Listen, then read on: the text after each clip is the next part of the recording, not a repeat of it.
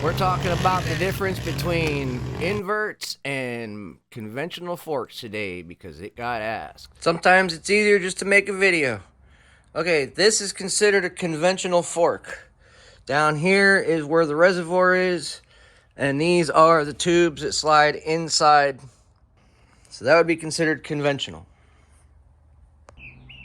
When you slide the fork tube out of the lower reservoir, this screw goes in here, holds into here, and holds the entire tube in place.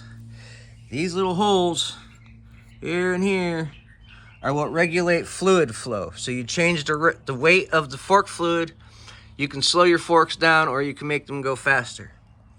What the gold valve does is gold valve, you blow these holes out, and then inside, on top of this, you put a shim stack, and that regulates the flow. And you adjust the shims. You cannot externally adjust conventional forks with a gold valve. So what we got here is conventional forks. Ignore the first circle, that's just seals and bushings. Lower tube, upper tube.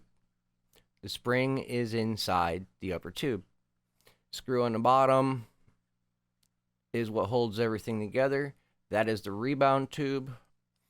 The rebound tube gets screwed in from the bottom. It holds all the complete fork together. And that's basically how it goes. The gold valve is what goes on top of the rebound tube.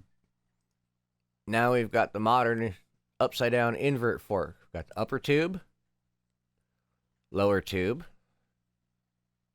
rebound tube. We've got the upper dampening adjuster, lower dampening adjuster. This rod goes up through the rebound tube and adjusts the stack at the top of the rebound tube, which is not in the picture. We put a spacer on the rebound tube to make them shorter and cut the spring down when we put them on the modern three-wheelers and the vintage three-wheelers. I got to cut those things down 5.5 inches. As you can see with the side-by-side, the conventional forks are thinner. You can't adjust them. They don't work as well. They're lighter, but they're weaker. They'll fold and taco on you if you come in too hard.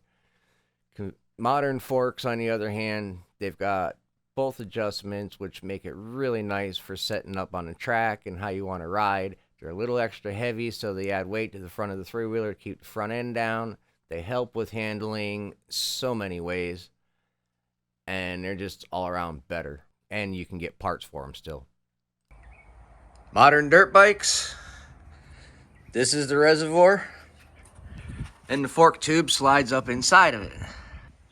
When we convert dirt bikes to three-wheelers, we use their forks because they're stronger and they're more adjustable. These forks have absolutely no adjustments on them. You can't do anything with them. All you can do is put a little bit of air pressure in them. That's it.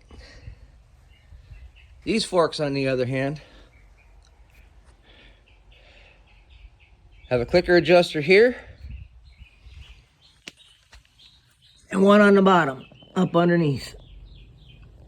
One does rebound, one does dampening. This is an 84 200X. It's got a 96 CR125 motor in it with the CR125 forks. When you're going from conventional forks, which have these small little holes and triple clamps, to inverted forks, you need to make custom plates. This is an 86 250R with those 6 CRF 450 forks on it. I made the plates.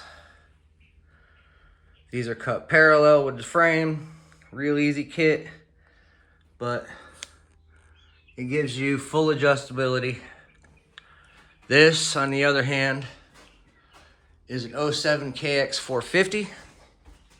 I used its forks with a Honda hub And these plates I actually cut so that they are not parallel with the stem and they suck the wheel in. So depending upon how you cut the plates depends upon how this bike sits. This KX 450 and the 86 250R have the same exact footprint front to back and damn near the same rake. Now this is a good example of how the suspension works. You see Tony going through the whoops, the suspension just sucking it all up. Back's bouncing around a little bit, but the front's working wonderful. Now he launches off this jump, nice and smooth. Second one, another nice and smooth, and just watch that front end just suck up all those braking bumps. And he comes ripping on through here and up off the jump and back down he goes.